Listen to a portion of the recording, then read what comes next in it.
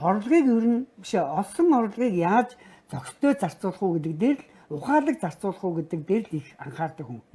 Өөрөөр хэлбэл зарцуултыг багасгах тусам, зарцуултыг ухаалаг болгох тусам бидний орлого нэмэгдээд байгаа юм шүү дээ. Нөгөө та энэ орлогоо нэмэгдүүлэх боломж гэдэг чинь та бидний тийм хүсэл сонирхлоос их хамаарат байгаа маа.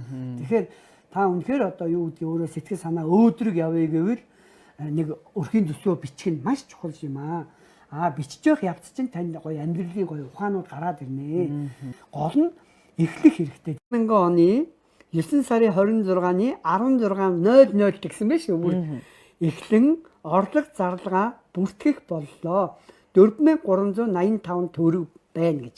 Тэр өдөр. Тэгээд энэ мөнгнөөсөө би 2000-ыг нь омбог буюу манай хань англи хэлний ном авч өгөөд 200-аар нь автобусан суугаад маргааш өглөө нь 9 сарын 27-ны өглөө надад 2185 төгрөг ингээд нөгөө